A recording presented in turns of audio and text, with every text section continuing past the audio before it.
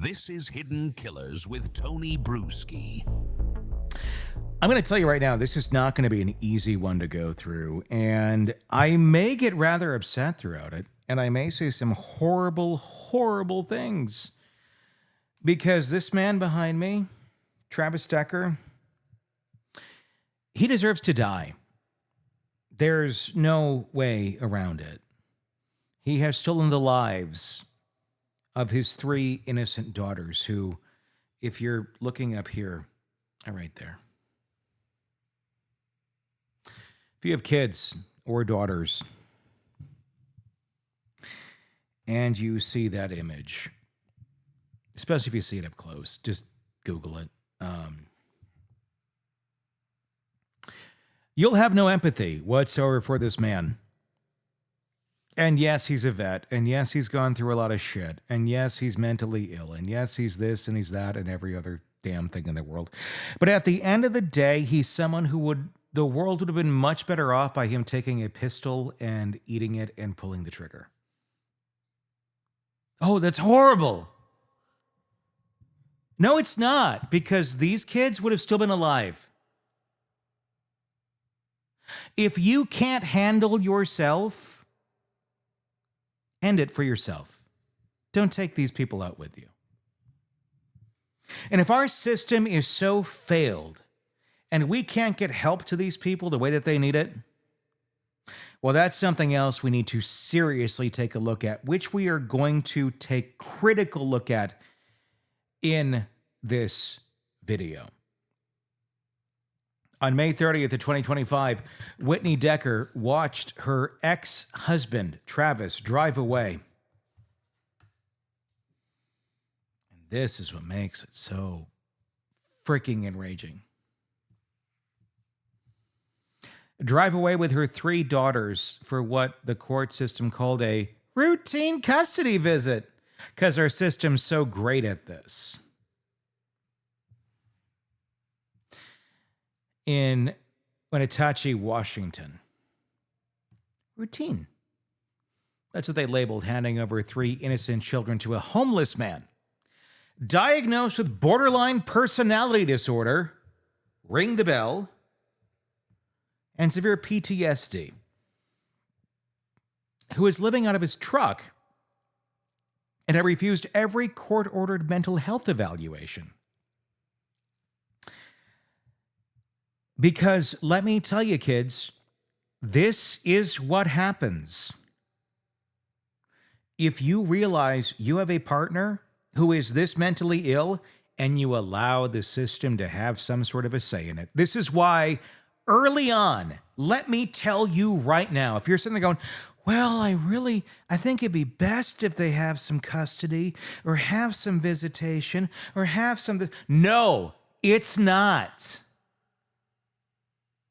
There is no good that will happen for your children if your partner is a borderline or is suffering from severe PTSD. There is no good parenting that's going to come out of that.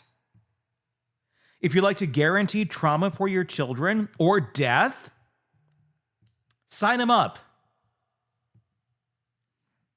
And that's certainly not what she did. That's what the system did, because the system thinks it knows better, even though common sense knows far more.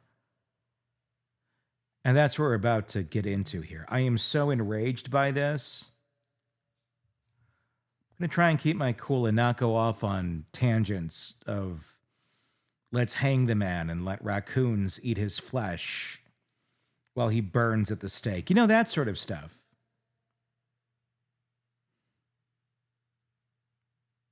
I'm a dad to a daughter. I'm a dad to a daughter who has a parent with PTSD. I'm a dad to a daughter who has a parent who has borderline.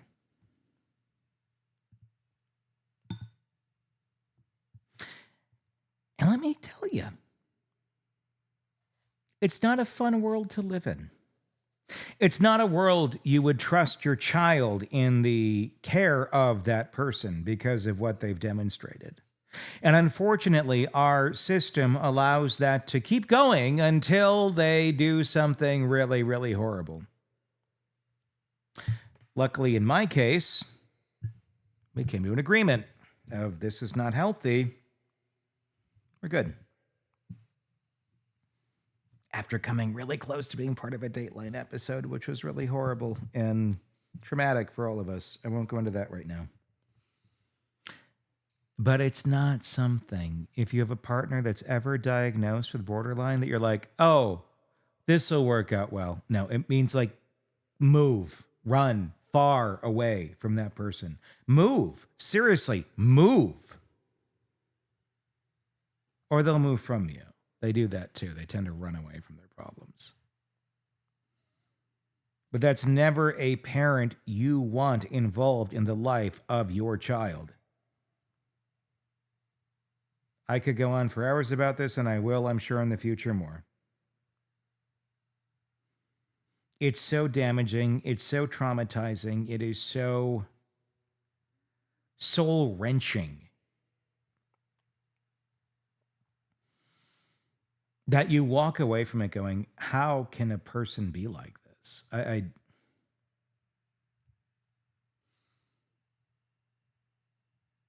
But if you start to understand the disorder more, it starts to make more sense and go, okay, well, yeah, you can explain it, but it doesn't make it any easier. And it doesn't make it any less dangerous.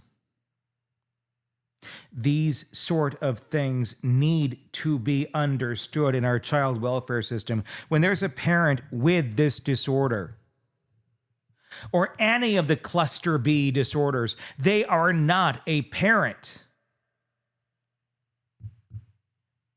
to serve the well-being of their child better than anything else that's out there. They are the worst person to serve that child's well-being. Foster care of any type is going to be better than that. And that's not saying a lot, because we have a horrible foster care system. And yes, there are good people out there in it that try their best, and I recognize that there are. It's also filled with monsters as well. We have a huge thing to work out there, and I'm not here to solve it in this podcast. But let's look at this system. Let's look at this case specifically. And I want to give you my own insight as I go into this. So I'm not just going off being really excited, being another podcaster of, oh, he's being a good. I come to you with this shit from my real life. I did not get into true crime just for the fun of it or to be, oh, let's be sensational. No, I came to it from the mental health aspect of it, of we need to let more people know what's going on out there, or we need to be able to talk about it in a way that's not scary and it's not impossible to do, or you're going to get shame, or your family's like, well, you got to give him another chance, and that sort of bullshit. You don't. So if you're listening to this because you've been a parent, or you are a parent with another parent who is a borderline, or suffering from other cluster B personality disorders, do not take this shit lightly. Unless you want to find your kids dead. I did not take it lightly. I do not take it lightly to this day. And my daughter is alive and well because I did not take it lightly.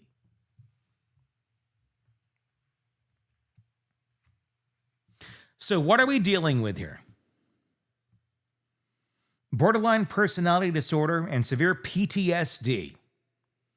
Living out of a truck, had refused every court-ordered mental health evaluation.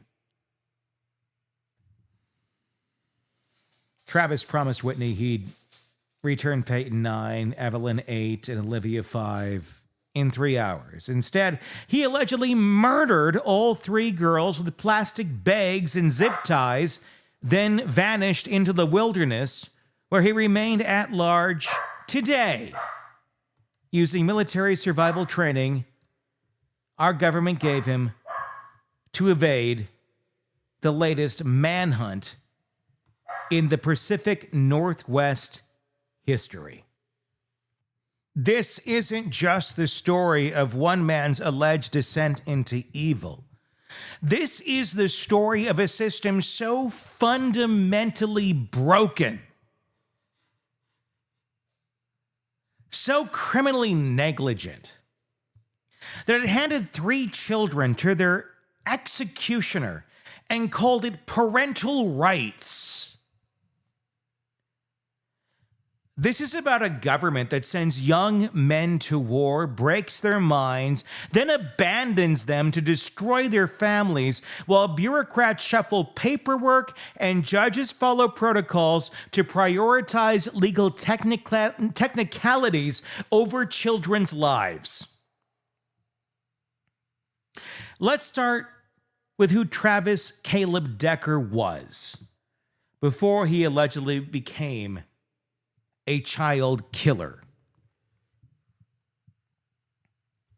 He wasn't some random deadbeat.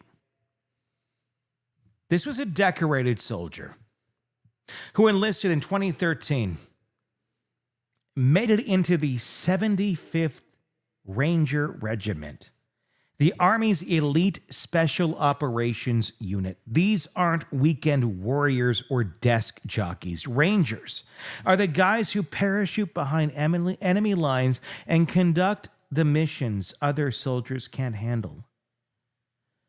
Travis served in Afghanistan for 4 months in 2014, earned expert infantry and parachutist badges, and achieved the rank of sergeant. By every military metric, he was exactly what we want from our soldiers: competent, dedicated, and lethal. Army trained Travis to kill efficiently and survive the hostile environments. They taught him wilderness survival, evasion techniques, mountaineering, and small unit tactics. They conditioned him to make life and death decisions under extreme stress and to view problems as obstacles to be eliminated through violence if necessary. Then, like millions of other veterans, they sent him back to civilian life and essentially said, "Good luck figuring out to be a normal person again." Because we're so great at that in our country. We're all, oh, rah, rah, rah, Toby Keith's song, let's sing this, American soldier, we love you, you're great, go do this, get completely effed up in your mind and have all this trauma, and you come back and we're going to be like, yeah, there's the VA down the road. You're saying weird shit to me, so we better, you're weird. What's wrong with you? Oh, I don't know. You just took this child and sent them to a war we didn't need to fight. And now they're fucked in the head. And now they need help. And now we're like, oh, the VA's going to help them? Oh, yeah, that's worked out so well for the last 10, 20, 30, 40, 50, 60 years. The VA's been an effing joke forever. And we thought somehow after we sent the Iraq war vets back home, folks that I went to school with, that, oh yes, it'll be so much better now. No, it's just the same system stuck in World War II times trying to operate today. With little to no help or assistance to anyone. And I'm not trying to knock the folks who do work there and do try to do their best. It is a system so economically unfunded, so ignored, so denied by the folks who are so pro-military and yes, let's do this, but we don't seem to give a rat's ass about when we bring these people home. So if you're waving that effing flag and going, oh, America, the beautiful and the great, what are your thoughts on how we're treating our vets? Maybe if you find that disgusting, take your flag down. Speak about it.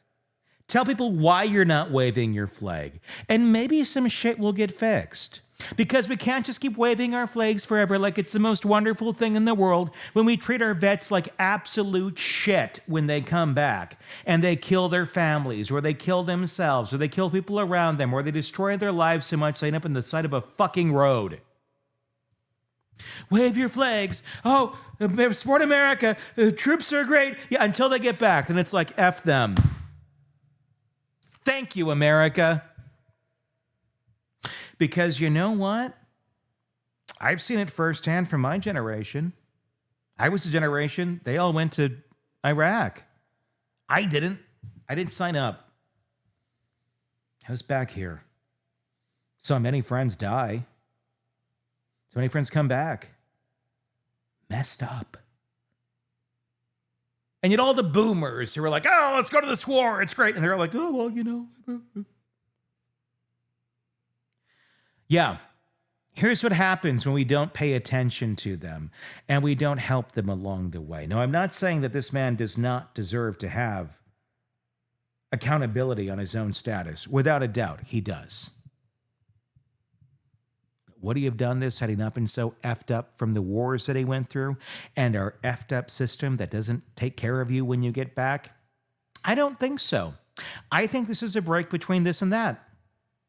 I think this is our system completely not servicing those folks who gave their lives. Oh no, here's extremely half-assed medical service. Not even half-assed. It's like, it's a joke.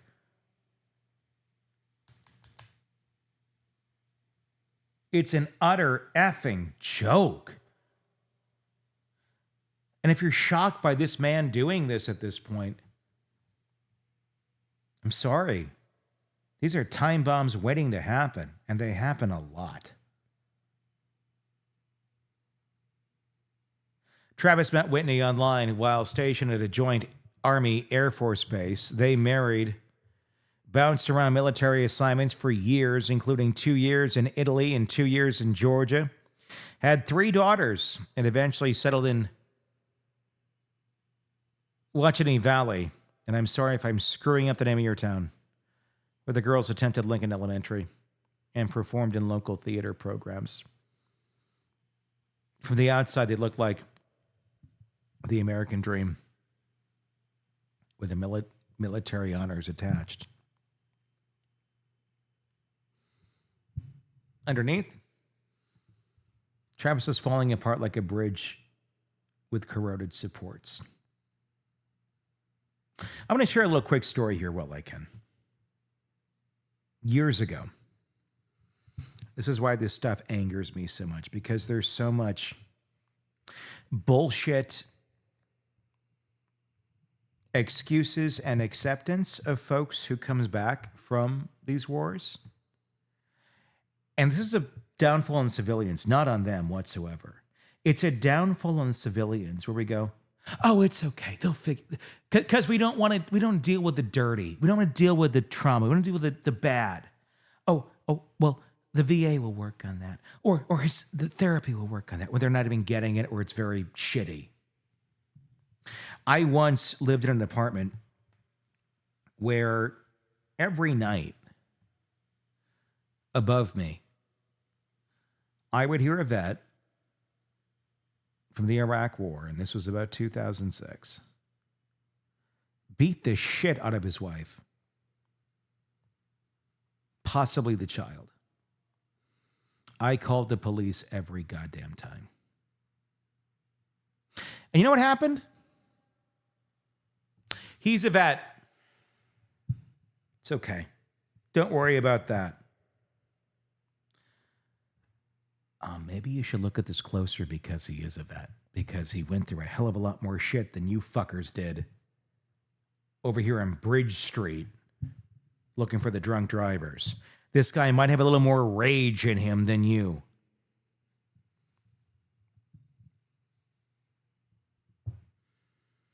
I even actually had the person who ran the apartment building threaten to kick me out because I kept reporting it.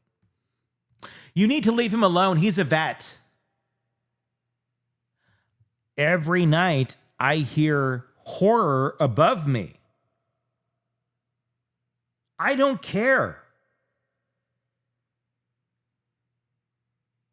All the more reason this guy needs help and his family needs help. I am a huge supporter of vets, and I think any competent vet would be like, God damn, if that person is doing that shit to their family, yes, they need help so they're not inflicting that trauma on their family. But we live in a world where you just say that word aloud. Well, they're a vet. And suddenly it's like, do whatever the F you want. At least in some places, it is like that. And like I said, I fucking love our vets. I have some, my closest people, I have no brothers, my cousins are. I love them like brothers. They went through some effing shit. They are healthy now. But I can guarantee anybody who's healthy, who's gone through that shit's not going to be standing by going, oh, yeah, that's great. They're a vet. They can beat the shit out of their families. You know who says that? People who are not vets. People who are dumbasses who sat on the sidelines and went, oh, well, we can't offend anybody, so we must say this. Oh, you're okay with them beating the shit out of their family because of the trauma they went through. No, that's not okay. And in no way do most vets do that. I am not saying that whatsoever. But I'm saying this whole idea of let's just give them a effing write-off. No. These are folks who actually need some extra attention going, you went through a lot of stuff, guys. Let's really make sure you're good. Let's really make sure we're paying attention because some of this stuff pops up a lot later. And because you dedicated your life and you thought of that, we should think about you much longer than you thought about dedicating your life to us. But we don't, because we're America. And we like to just listen to country music and throw things around and go, ooh, we're doing this and we got this festival going on and we're going to raise this flag and we're supporting vets and da-da-da. But when it actually becomes dirty and shitty, well, oh, let's walk the fuck away.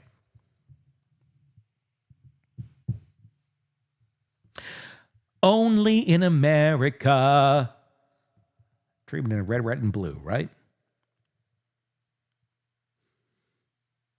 That's the shit I watched as my friends went to go die. And the ones that have come back, there's a lot of them like this. That would not necessarily be like this if they got the help they needed. But I digress. I know I'm going long on this, but I have to let this out because this has been something that's been with me for a very long time of the way that we've treated our young people who are not so young anymore.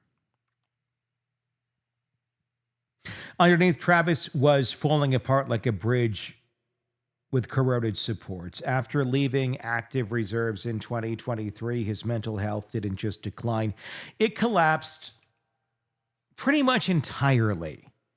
He developed severe post-traumatic stress disorder and was diagnosed with borderline personality disorder, a condition so dangerous that mental health professionals consider it one of the most challenging and potentially harmful personality disorders to treat.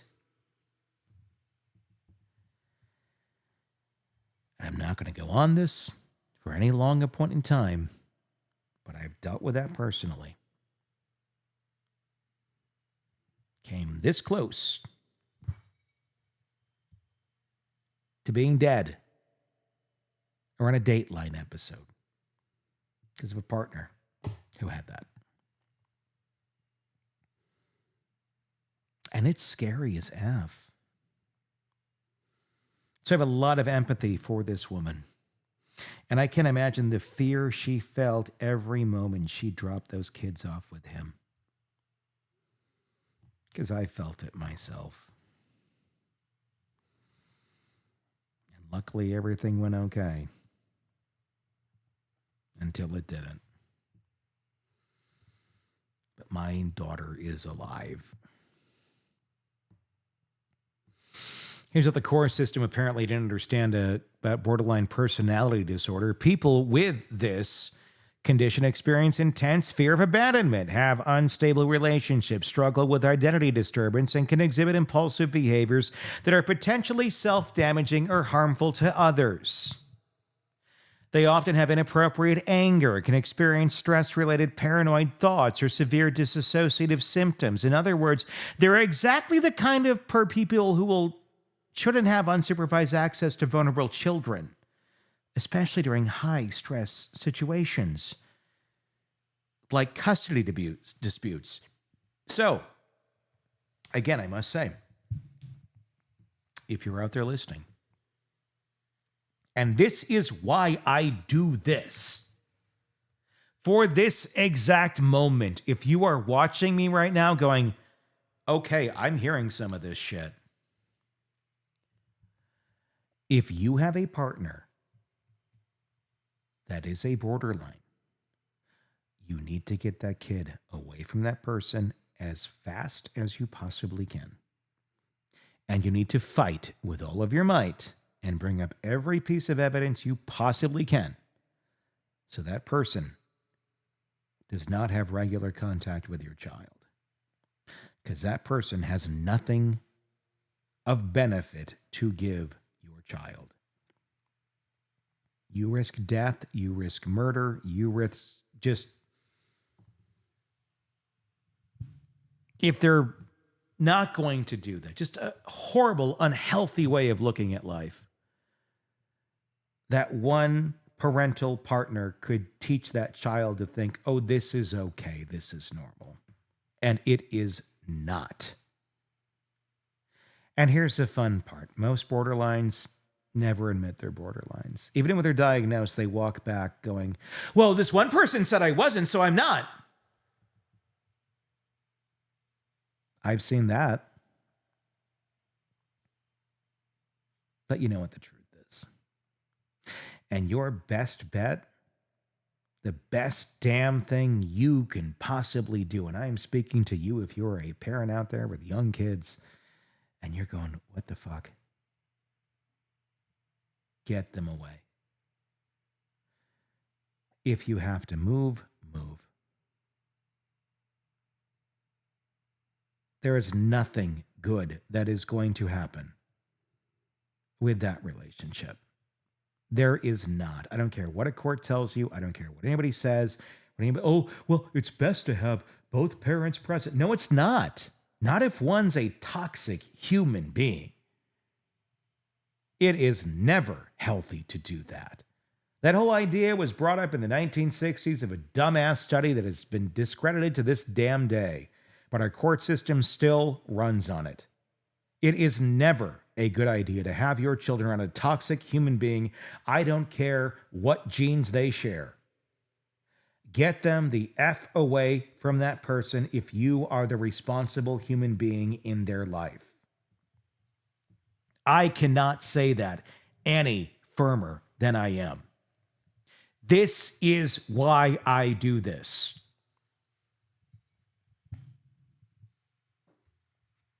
So add PTSD to that toxic mix, and you've got someone whose brain is essentially running on a combination of hypervigilance, emotional deregulation, and combat conditioning. Travis was suffering night terrors, so he'd wake up screaming, get only 1 to 2 hours of sleep per night. Imagine trying to make rational decisions about your children's welfare when your nervous system is struck in permanent fight or flight mode and your personality disorder is telling you that everyone is going to abandon you anyway. You know, the great place to put kids.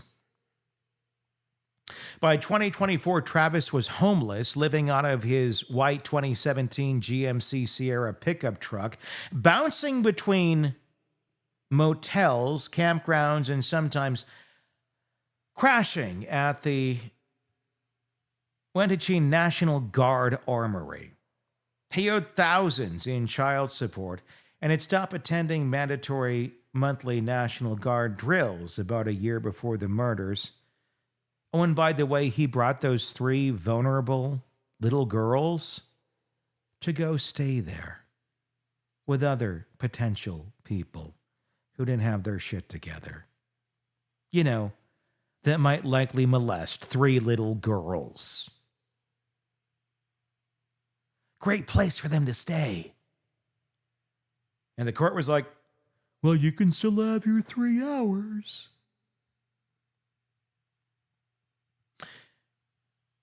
It triggered a disciplinary discharge and proceedings that were never completed because apparently the military is just as incompetent as managing problem soldiers as they are at treating them.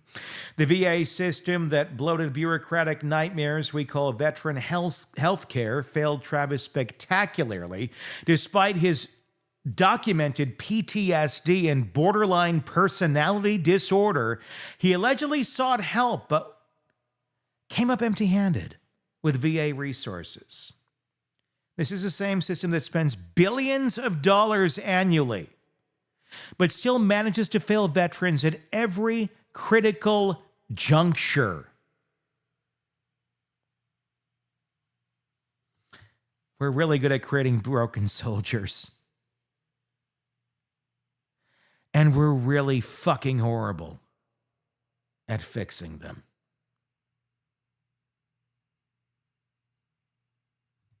Wave your flags. Only in America. Let's wave the flag outside and pretend everything's wonderful and everything's great. And the flag, and let's put the Confederate flag, let's put the Trump flag, let's do the flag and that flag, because the flags are lovely, even though we're doing this shit to our people. Let's wake the fuck up.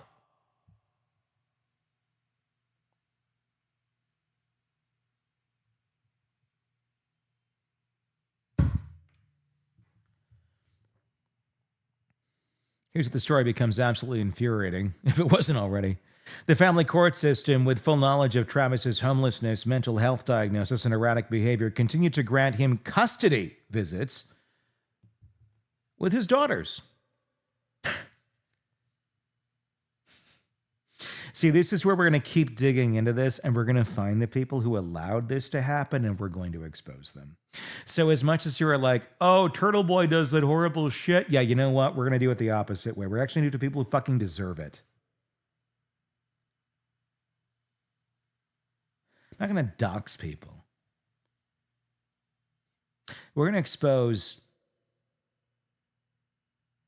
these systems. We're going to dive deep into these systems. We're going to call into these systems. We're going to meet these systems where they don't want to be met. Will it do anything? You know, honestly, probably not. But will it do anything out here? We're all watching. I think it will. I think as if all of us can get it just as enraged as I am right now about this, and this is something to be enraged about, not Karen Reed lying about hitting her boyfriend. You want to be mad about something? How about this guy who killed his 3 daughters and a system that allowed it to occur? Let's get enraged about that. So y'all want to dig into something? Start digging into this shit. Start digging into the systems and the people who will let these things happen. And let me know who they are. And I'll dig deeper too. Okay? Let's work as this as a team. I'm not here to get some dumb woman who's narcissistic as shit off. I'm here to represent victims that don't have a voice. John O'Keefe didn't have a voice. These kids don't have a voice. And if you give a shit about them, start looking into these people. If you have the mentality, the vigor that you did in the Karen Reed stuff to go after people who were just in town or whatever, go after these fuckers. The fuckers who allowed this to happen, who allowed this guy to have custody of these kids. These are the people who need exposing.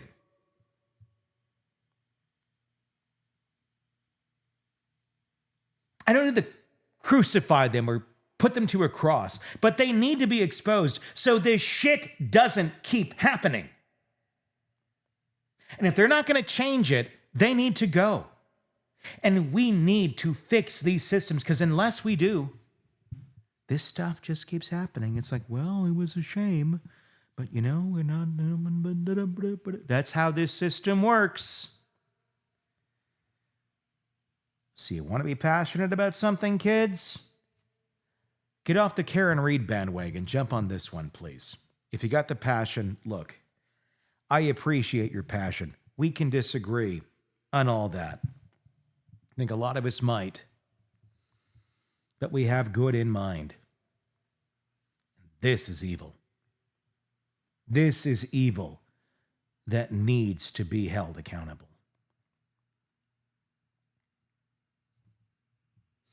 Initially, he got alarming weekend custody, which might have made sense if he was a stable parent with housing and mental health treatment. Instead, they were handing children over to someone who was bringing them to sleep at the National Guard Armory around dozens of other men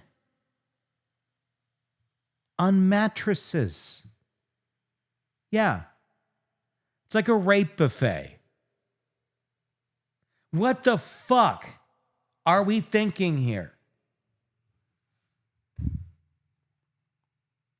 Meanwhile, Mom, Whitney, she's just trying to play by the damn rules. Filed to modify the parenting plan in September of 24. And during an August 27th hearing before Judge Robert Jordan, Jourdan, by the way, of Chelan County, Chelan. Judge Robert Jourdan in Chelan County Superior Court. Target there, kids. And I'm not saying to do anything harmful, but you want to reach out to somebody, you want to show your disgust, send it there. The extent of the dysfunction became clear. Travis was homeless. He owed thousands in child support, exhibited increasing instability, and was exposing his daughters to inappropriate living conditions. Judge Jordan did impose some restrictions, limiting Travis to 3-hour Friday visits and 8-hour visits every other weekend within the Wenatchee Valley, because that makes a lot of sense with the guy who's doing all that shit. Yeah, let's let the kids go with him for 3 hours or 8 hours at a time. What could possibly go wrong, Judge? I don't know. I think we should maybe blindfold you and take you on a journey and see what could possibly go wrong. Come in my van. We'll have fun. I'm not going to guarantee you're going to come back, but we'll have some fun as you fall off a cliff. I would never do that. But I'm sorry, you have the same level of care for putting these 3 innocent children, these kids right there, into the care of that piece of shit right there. I'm thinking there might be some reckoning that should happen for you. You said it was good and safe. Well, okay. How about you? Let's take you for a ride. Go for a little 3-hour Friday visit and an 8-hour visit out there in the Wenatchee Valley. Come on. Come in my car. Let's have a journey. Let's see what happens. You might not make it back. Go ruin more people's lives. Again, I'm not threatening anything. I'm just angry as shit. And I think a judge like that should be charged. Judges can't get charged with anything. But a judge like that allows that shit, and this shit happens. Maybe they can't get charged with anything, but you know what? There is a such thing as community uprising. There is a such thing as, yeah, well, I won't get into that. He thought it was a wise idea, finally, to eliminate overnight custody due to his housing situation. Good move, Judge. The court also ordered domestic violence evaluation, full physical assessment, anger management evaluation, and twice monthly counseling sessions. They weren't suggestions, they were court orders designed to assess whether Travis was safe to be around children. But here's the part: nothing enforces any of this. And if he doesn't do it, nothing changes his custody rules. You know, incentive to get better.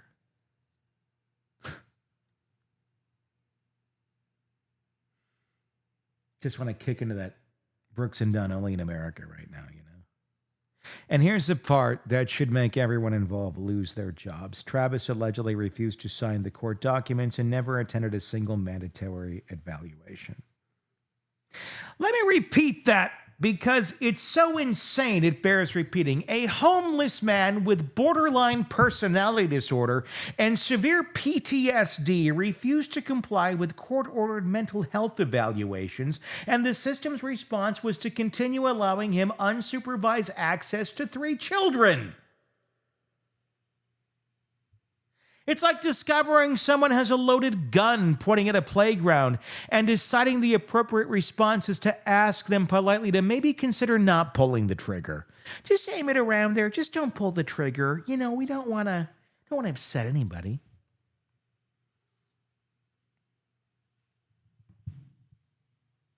Yeah. That's why there needs to be consequences for the judges who make these horrible, horrible decisions. The court system had one job: protect those children. They failed catastrophically. Judge Jordan, Jourdan, because he has got to spell it a little bit different, had the authority to suspend all visitation until Travis completed the evaluations. And guess what? He didn't. The court could have required supervised visits only. They didn't. They could have demanded proof of stable housing and mental health treatment compliance before allowing any contact with the children. And guess what? They didn't. Instead, they followed procedures and protocols with 3 little girls, and they remained in mortal danger. And every damn person there needs to be held accountable. Well, they failed catastrophically. Judge Jordan had the authority to suspend all visitation until Travis completed the evaluations, and he didn't. The court could have required supervised visits only. They didn't. They could have demanded proof of stable housing and mental health treatment compliance before allowing any contact with the children. And guess what? They didn't. Instead, they followed procedures and protocols while these little girls remained in mortal danger and eventually died. And by the way,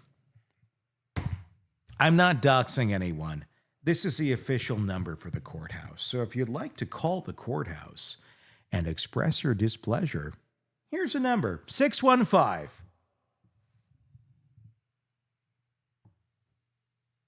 Got the right one? I want to make sure I'm giving you the right one here. Hang on one second. Sorry, 509-667-6210. 509-667-6210. Why is it in my phone? Because I already called it myself. 509-667-6210. And reach out to the judge's chambers and let them know your thoughts on this.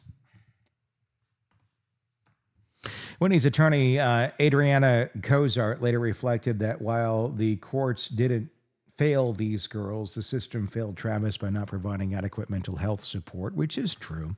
It's a generous interpretation that gives far too much credit to a system that prioritized parental rights over child safety. The courts absolutely failed those girls by continuing to grant access to someone who was clearly dangerous and non-compliant with treatment orders.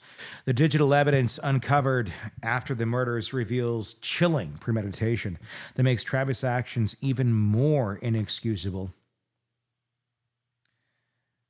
4 days before killing his daughters, in May of 26, Travis conducted multiple Google searches, including how does a person move to Canada, how to relocate to Canada, and Jobs Canada. He visited Canadian government job websites and wasn't someone having a mental health crisis. This was someone planning on escaping after committing a murder.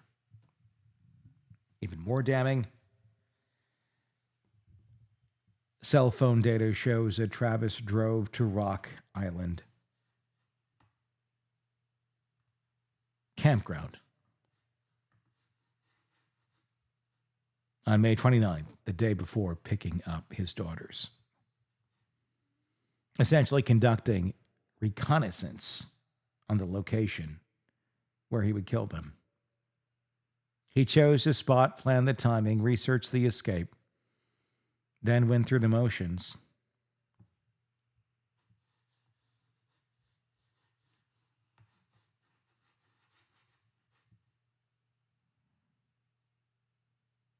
It's supposed to be a normal custody exchange, but he knew.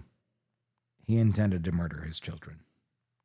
That level of premeditation reveals someone who wasn't temporarily insane or overwhelmed by mental illness. This was calculated, deliberate, and just flat out evil.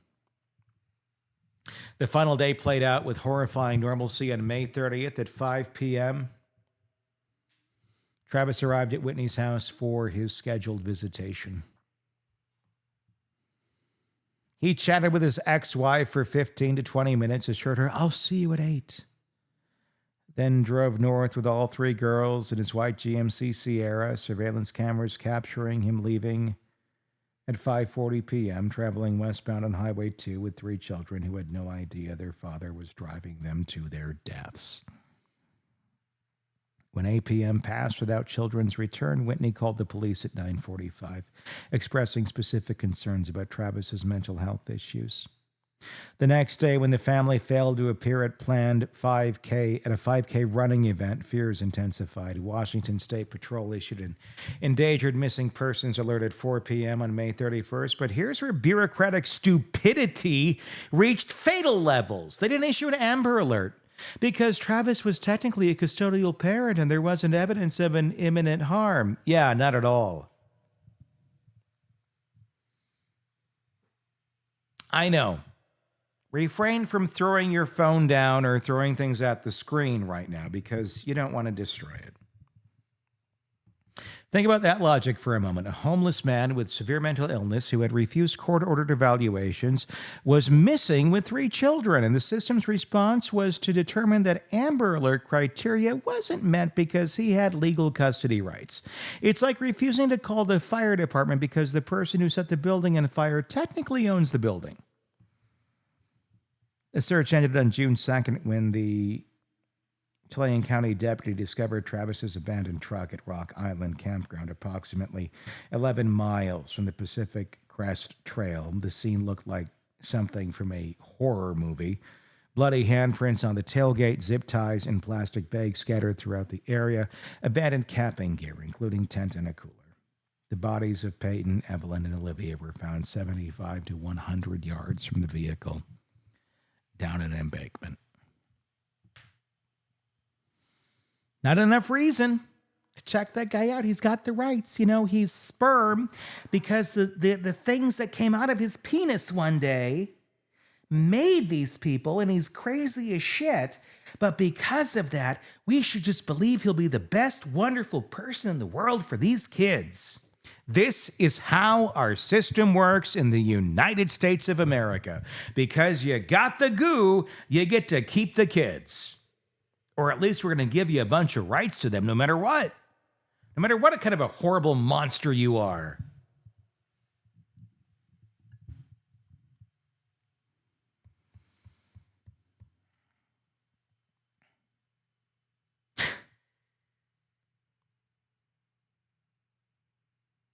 The preliminary autopsy results revealed the systematic, methodical nature of their murders. All 3 girls died from asphyxiation, with plastic bags placed over their heads and their wrists zip-tied behind their backs. Their dad did this to them while they were awake. These weren't babies. These were little girls. I mean, look at them. That's them on the graphic right there.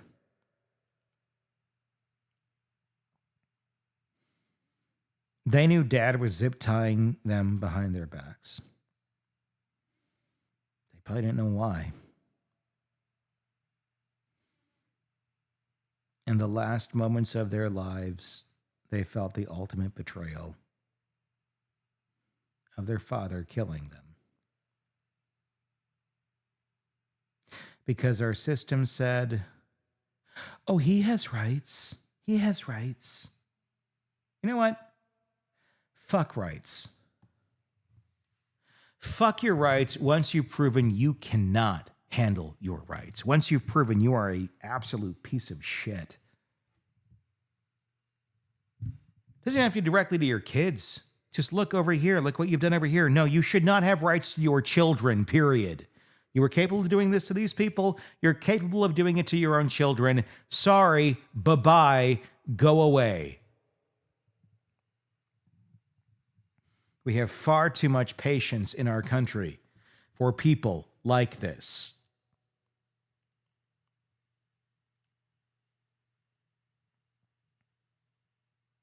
And we have far too much patience within our country, within our social systems for people like this. Family systems that enable these people to go, oh, it's not your fault, it's this or that, when you really know this person is an absolute evil, horrible human being. Start calling out your own. Blood doesn't matter. Family doesn't matter when there's evil in it. You want to keep your family clean and safe? Get rid of the evil ones. Start calling them out. Because you know what happens? All the young ones, they see it and they leave and they never come back again.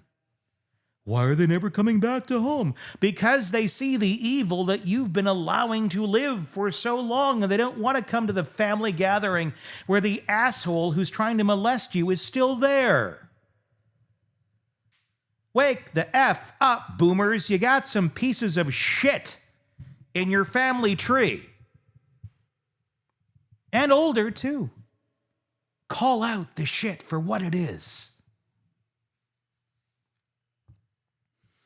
This wasn't a moment of rage or a psychotic break. This was an execution-style killing that required planning, preparation, and the kind of cold-blooded calculation that makes Travis Decker one of the most despicable human beings alive. The restraint method and systematic approach reflect military training and applied to the most evil purpose imaginable. Travis used skills the Army taught him to serve his country, except now he was using them to murder his children. The irony is so bitter, it's almost unbearable. We trained him to be efficient at killing, and he turned that efficiency against his own daughters.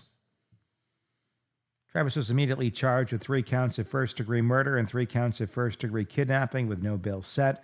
By June 6, federal authorities entered unlawful flight to avoid prosecution, carrying a maximum penalty of 5 years in prison up to $250,000 in fines. But charges are meaningless when you can't find the person you're charging, and Travis Decker has been playing the world's most dangerous game of hide-and-seek ever since. The manhunt for this child killer involves over 100 officers from multiple agencies involving the FBI, U.S. Marshals Service, Department of Homeland Security, Border Patrol, and Washington National Guard.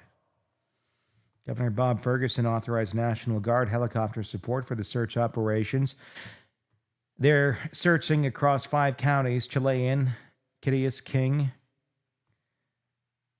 Shomish, and Okanagan, focusing heavily on the Pacific Crest Trail corridor where authorities believe Travis is heading towards Canada. Here's a terrifying reality. Travis was literally trained by our government to evade capture and survive in hostile environments. His ranger training included wilderness survival, mountaineering, and evasion techniques specifically designed to help soldiers avoid enemy forces. He's previously lived off-grid for up to 2.5 months, demonstrating capability and extended wilderness survival. Law enforcement isn't just hunting a child killer, they're hunting someone with elite military training who knows how to disappear.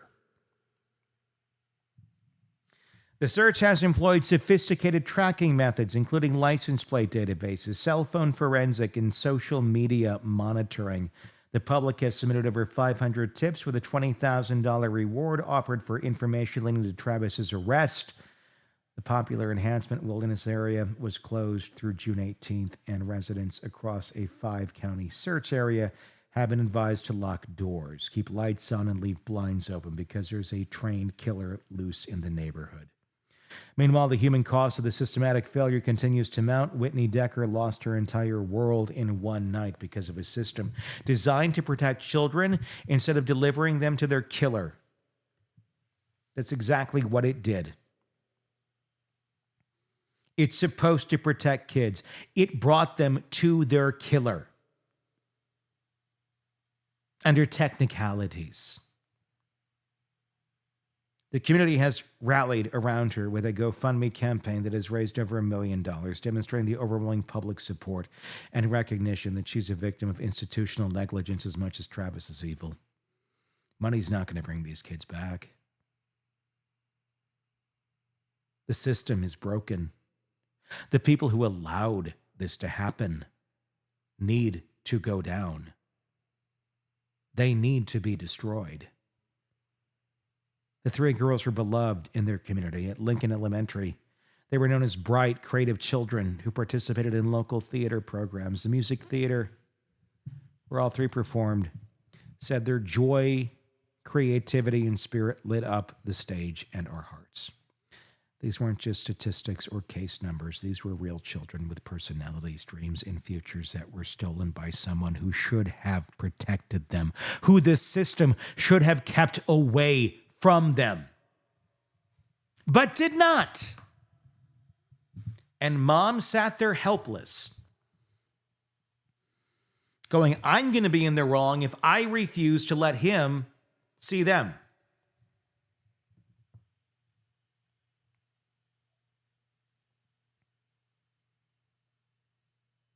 The broader implications of this case expose fundamental failures in multiple systems that are supposed to keep us safe.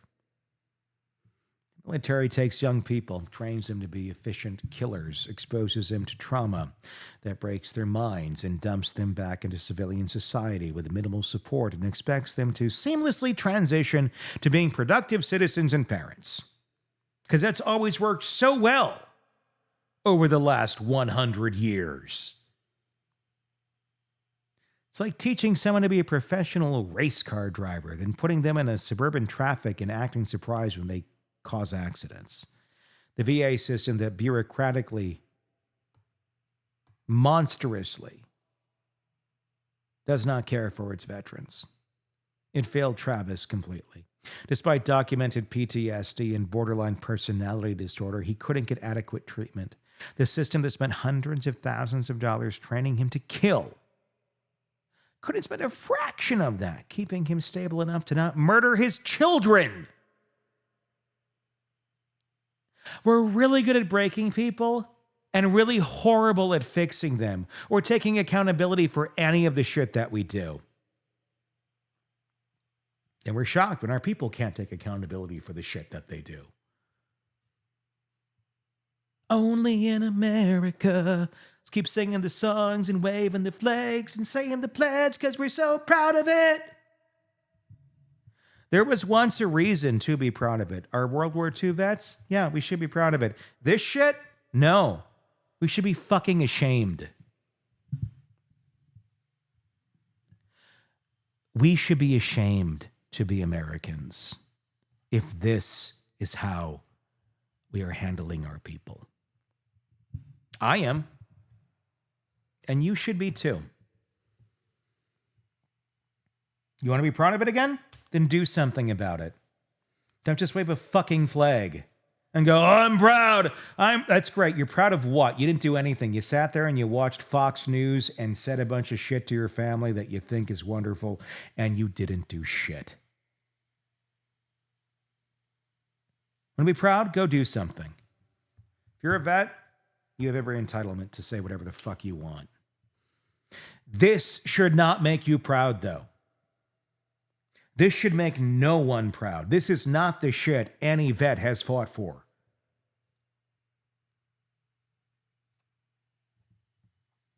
This is the shit you should be ashamed of no matter what you've done for your country. This is the shit you need to look at your country and go, you need to fix this shit.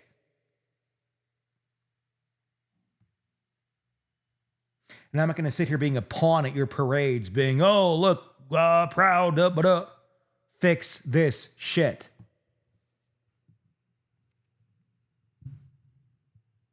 The family court system prioritized legal technicalities over child safety, continuing to grant custody visits to someone who was clearly dangerous and non-compliant with treatment orders. They had multiple opportunities to protect those children and chose procedures over protection that every single time could have saved them. Judge Jordan could have suspended all visitation until Travis completed his mental health evaluations, and he didn't. Judge Jordan, Jourdan. Look him up. Let him know how you feel. The court system failed those children as surely as if they had handed Travis the plastic bags and zip ties themselves. Here, you want the kids? Here's some zip ties. Here's some plastic bags we have left over. Oh, you're not going to do anything with them. Oh, you want them? What are you going to do with them? Oh, no big deal. You're a hero. You did this. It's great. You're disturbed. Well, we're not going to do that. Oh, it's great. This will work out well. The wife doesn't think you're a great idea. Oh, well, it's okay. Oh, and the Amber Alert system that's supposed to be there designed to protect children? Well, that's a big fucking joke, too, because it prioritizes bureaucratic criteria over common sense. When Whitney's attorney, Ariana Cozart, argues that alerts should have been issued with a parent with limited visitation, documented mental health issues, and military training to kill 100 different ways, pointed this out to the folks who could issue that alert. They didn't. They said they can't. Custody status shouldn't prevent warnings when children are in mortal danger. Travis's own family recognized the danger long before the system did. His brother TJ said, he lost my brother a long time ago and doesn't recognize what that thing is now. How his own brother described him. And our system's like, oh, go have your kids. Yeah. Former military comrades expressed feeling betrayed and beyond distraught that someone trained to protect became someone who murdered children. The warning signs were visible to everyone except the people whose job it was to protect those kids. This case fits the pattern experts call family annihilation, where typically fathers kill multiple family members before fleeing or committing suicide. Every risk factor was present and documented: recent custodial changes, financial stress, unpaid child support, homelessness, untreated mental illness, combat experience, social isolation, and a personality disorder that makes emotional regulation nearly impossible. It's like having a checklist for potential family violence and checking every single box, then acting surprised when the violence occurs. You know, like the U.S. government does when we say, oh, yes, you can go take care of those kids.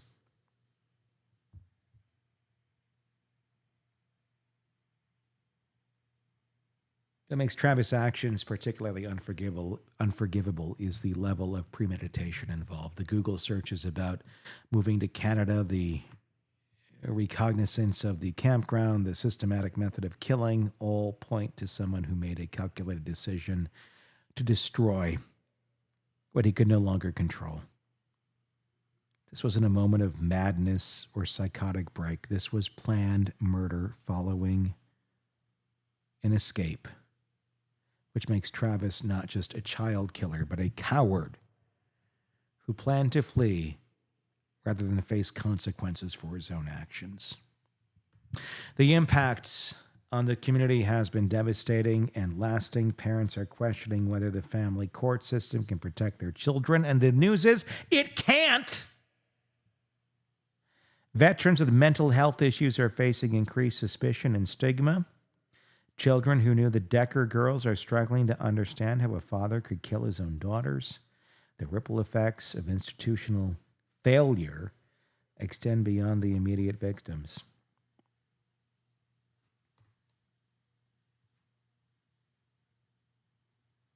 And it keeps going. Because somewhere out there right now, another Travis Decker is probably struggling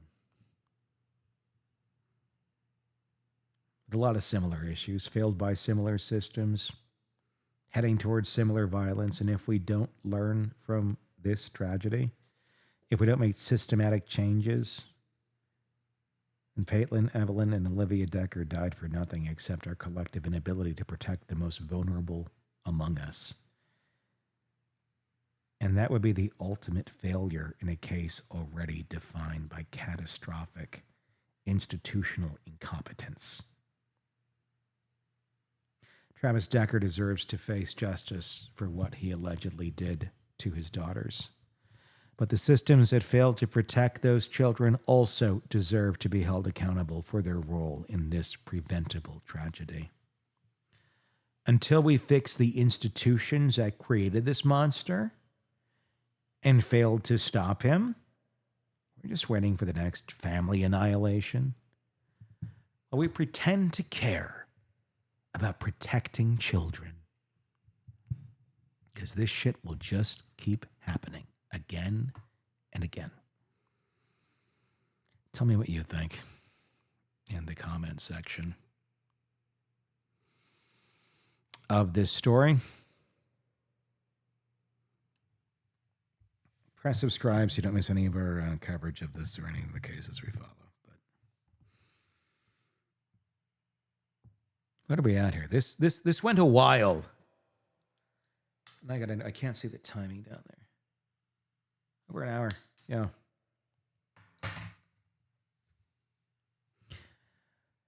Look. At the end of the day, I understand its broken mind and how it got there. And at the end of the day, my opinion has not changed. This piece of shit, Travis Decker, must die. Craving non-stop true crime updates? Press subscribe now and get the latest cases, analysis, and expert commentary delivered straight to your feed. Only from the Hidden Killers podcast and True Crime Today.